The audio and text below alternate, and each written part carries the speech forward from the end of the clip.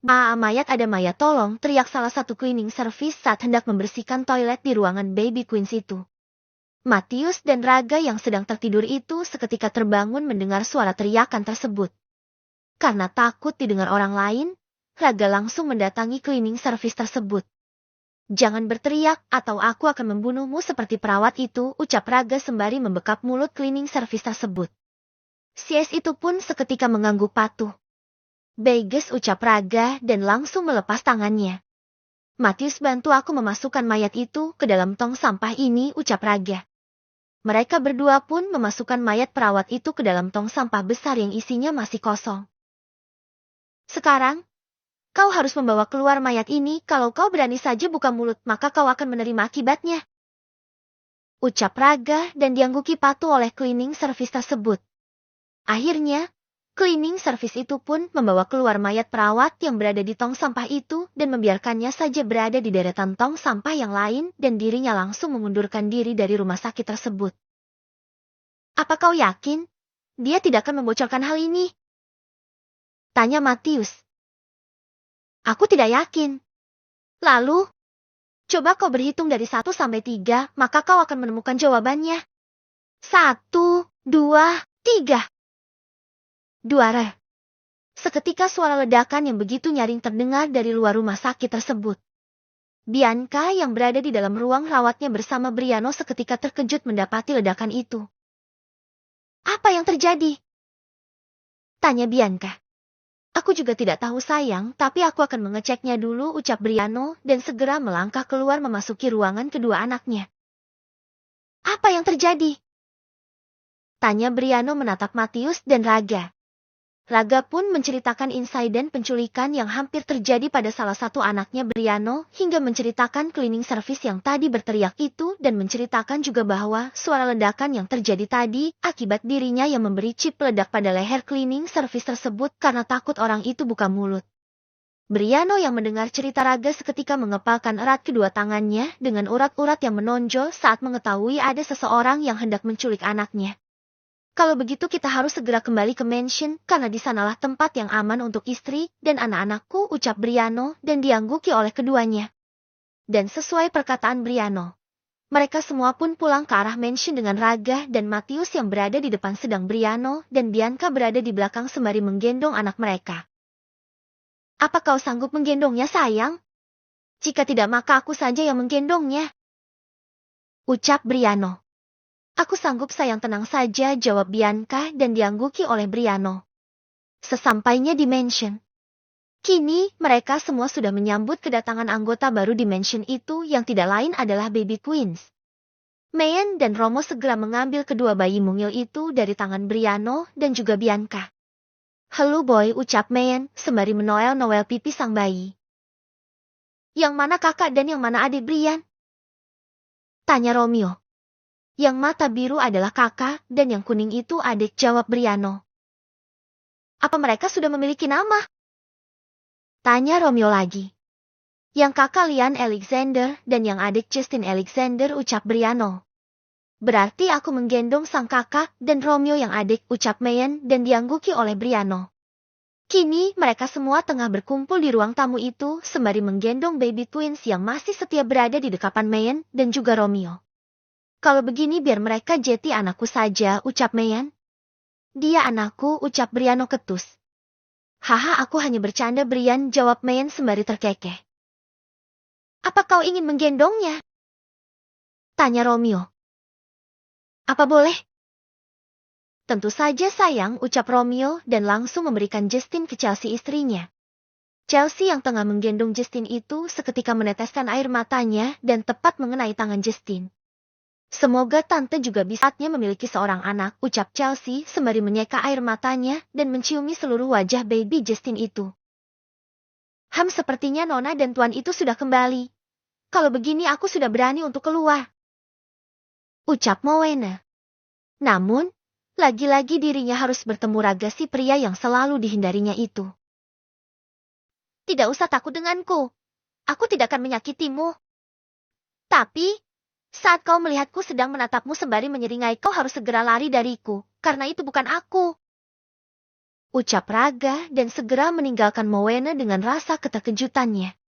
Hai kemarilah, ucap Bianca. Apa kau sudah merasa jauh lebih baik? Tanya Bianca.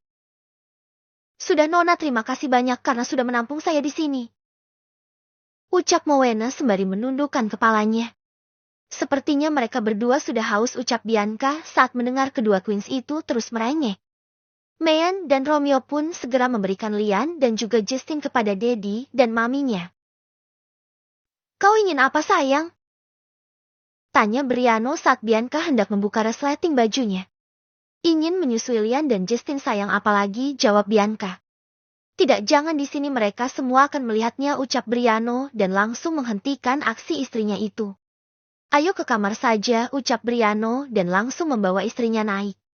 Sedang yang lain hanya bisa melihat kedua pasutri itu hingga tidak terlihat lagi.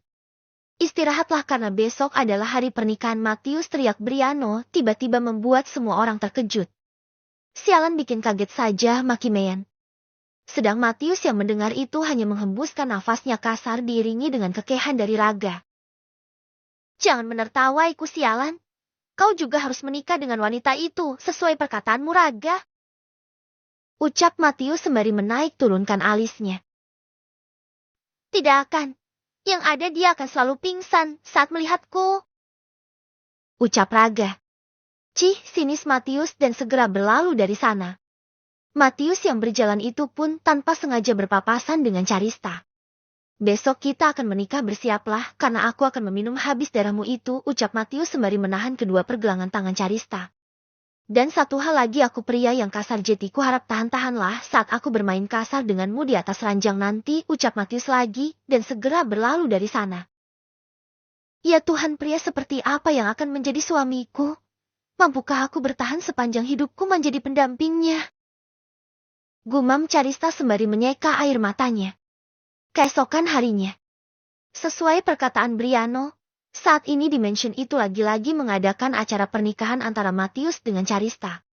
Carista berjalan perlahan-lahan sembari menahan kegugupannya yang bercampur rasa takut itu karena akan menikah dengan pria mengerikan seperti Matius. Sedang Matius hanya memperlihatkan wajah datarnya saja tanpa ada keinginan untuk menyambut mempelainya. Entah apa yang ada di pikiran Matius, otornya juga tidak tahu. Matius pun telah selesai mengucapkan ijab kabul dan saat ini dirinya sudah resmi menjadi seorang suami. Apa kau tidak menginginkan pernikahan ini? Tanya Briano.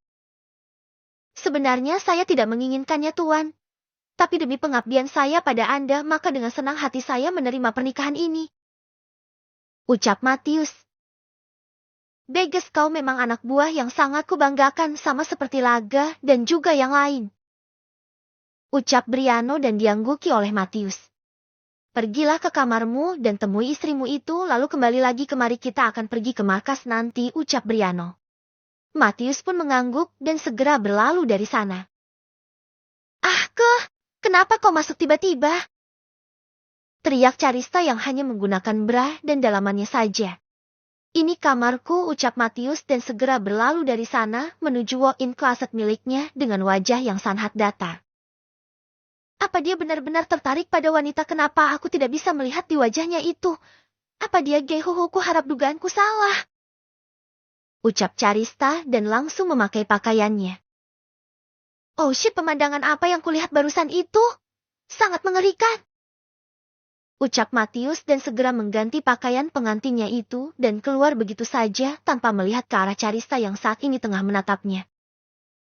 Sepertinya dugaanku benar, dia gay, buktinya dia tidak tertarik melirikku. Sebelum menikah saja perkataannya seperti pria yang sangat haus akan belayaan, tapi setelah menikah kenapa Jetty berubah begitu? Aku harus membuktikannya sendiri. Ucap Carista. Aku haus, tolong beri aku minum. Ucap Rin. Minumlah, ucap Briano yang baru tiba itu dan langsung menuangkan sebaskom air panas ke tubuh Rin. Panas ini panas, teriak Rin. Aku sudah muak dia masih hidup sampai sekarang, sekuat itu kau wanita ini. Ucap Briano. Raga, pisahkan kepala dari tubuhnya itu, ucap Briano. Raga pun mendekati Rin dengan sebilah kapak di tangannya dan langsung menebas kepala itu hingga putus. Selesai, ucap Raga. Romeo, bisakah kau melacak keberadaan Kenzo? Tanya Briano.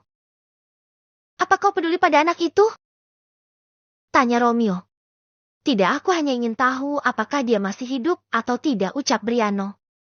Romeo pun segera mengotak-atik laptopnya itu hingga beberapa menit kemudian. Dirinya berhasil melacak keberadaan Kenzo. Dia ada di London, ucap Romeo. Oh baguslah kalau ternyata dia masih hidup, ucap Briano dan diangguki oleh Romeo. Urusan kita di sini telah selesai. Mari pulang ke mansion, ajak Briano. Mereka pun kembali lagi ke mansion. Sesampainya di sana, Matius segera memasuki kamarnya kembali untuk beristirahat. Namun, betapa terkejutnya ia saat melihat Charista tengah memakai gaun malam yang super tipis. Menyingkirlah, ucap Matius. Kau sudah pulang, bagaimana dengan bajuku, bagus tidak? Tanya Charista. Tidak usah pakai baju saja sekalian, ucap Matius. Baiklah, dengan senang hati Tuan Matius, ucap Charista dan hendak membuka lenserinya itu. Klek. Apa yang kau lakukan, ha? Tanya Matius. Kau tadi menyuruhku untuk tidak usah memakai baju, bukan? Dan aku tengah menuruti perkataanmu, ucap Charista. Rupanya kau telah kembali ke setelan awalmu, menjadi wanita yang bodoh, ucap Matius. Pakai lagi pakaianmu itu, apa-apa kau ini, apa kau tidak malu memperlihatkan tubuhmu itu pada pria, ucap Matius. Hei Tuan Matius, kita ini sudah resmi suami istri, bahkan aku juga sudah bisa bebas mencium dan memelukmu begini, ucap Charista yang langsung mencium pipi Matius dan juga memeluknya. Menjauhlah, jangan terlalu menempelkan dua buahmu itu, aku geli, ucap Matius. Ada apa denganmu? Satu hari sebelum menikah kau berbicara padaku seolah-olah seperti pria yang sangat haus akan belayan, lalu sekarang kenapa Jetty berubah menjadi pria culun begini? Tanya Charista. Kau mengataiku culun?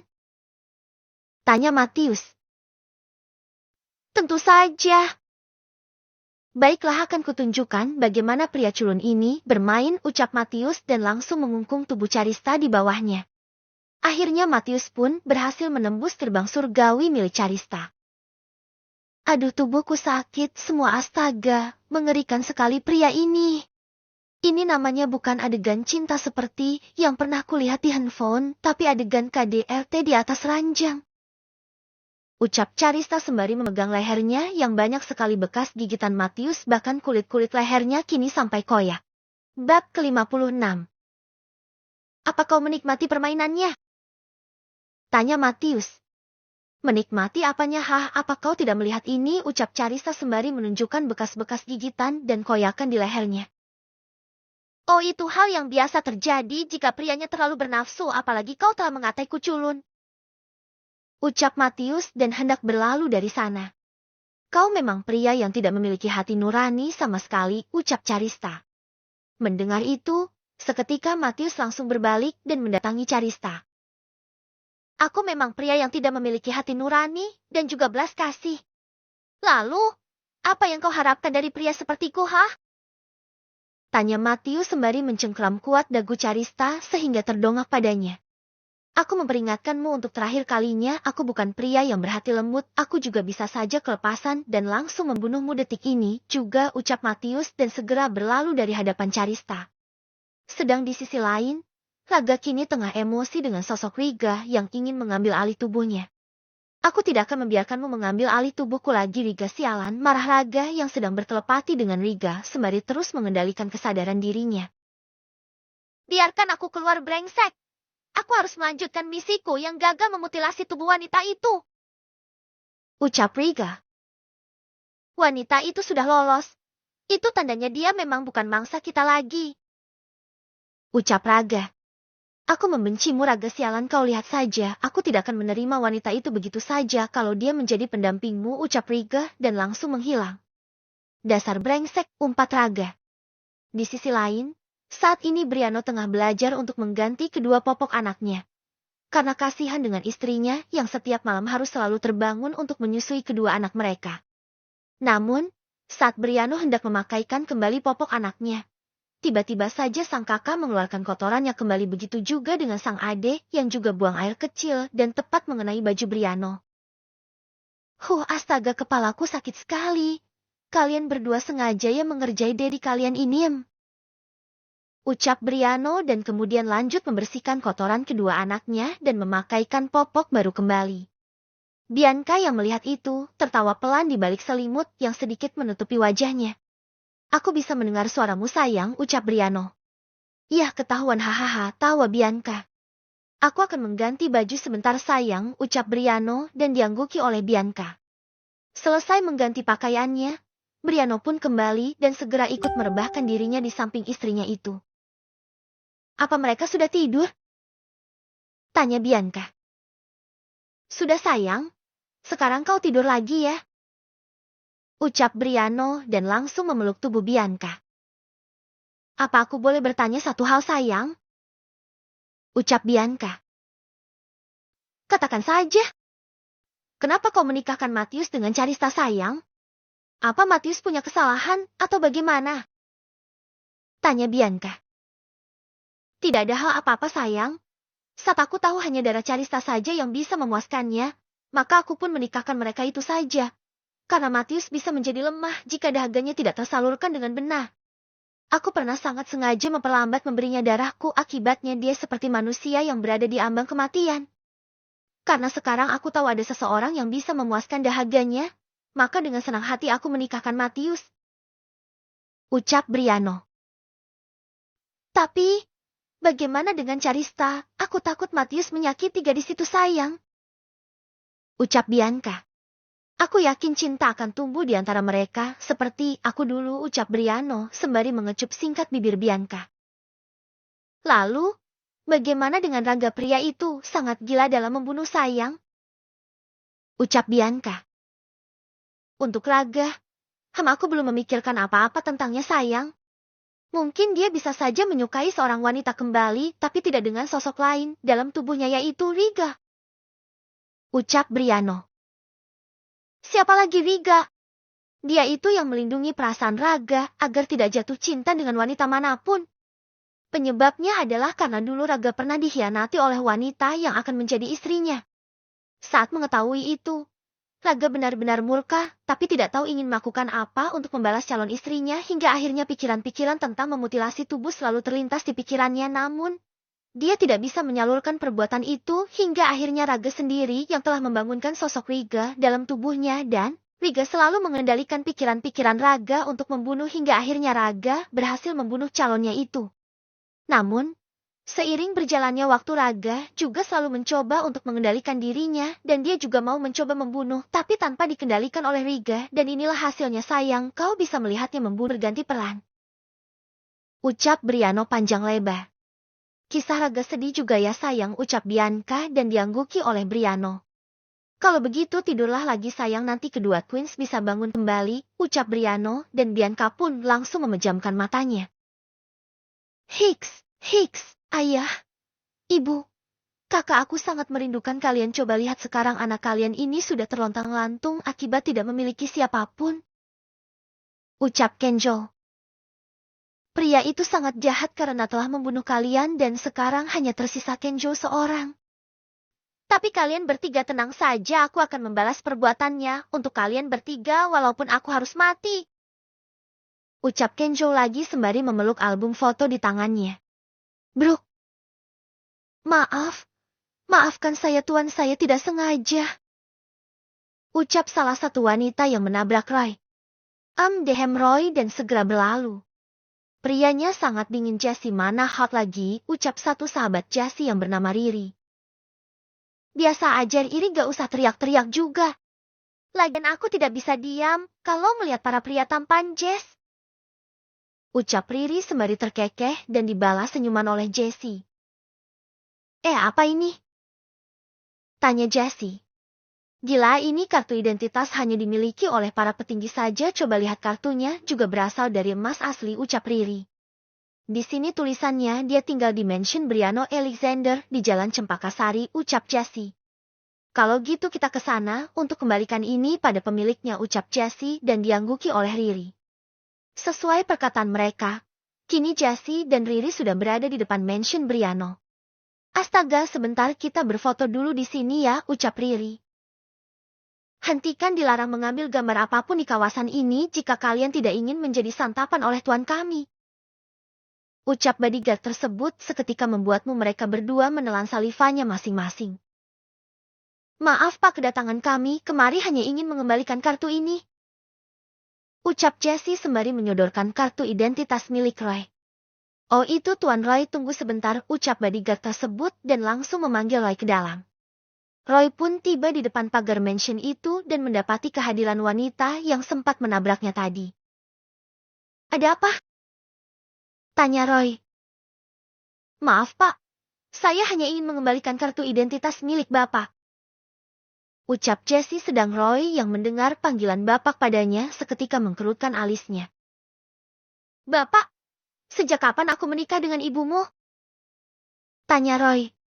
Maaf Paman, ucap Jessie lagi dan sedetik kemudian lengannya langsung disenggol oleh Riri. Aku juga tidak menikah dengan bibimu, cetus Roy seketika, membuat bodyguard yang berada di sana ingin tertawa akan tetapi menahannya. Aish, jadi saya harus memanggil Anda apa? Tanya Jessie. Tidak usah memanggilku, biar tidak susah, ucap Roy mengambil kartunya dan segera berlalu dari sana meninggalkan Jessie dan Riri dengan mulut yang sedikit terbuka. Mereka berdua pun segera pergi dari sana karena harus menyelesaikan pekerjaannya kembali di sebuah cafe. Astaga, pria seperti apa yang kita hadapi tadi, dasar aneh, kesal Jessie. Dia bukan aneh tapi dia itu pria yang sangat dingin Jessie dan itu sangat-sangat hot di mataku, ucap Riri.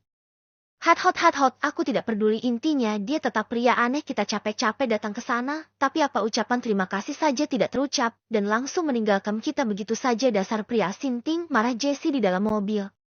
Sudahlah, lupakan, ucap Riri. Baiklah, jawab Jessie.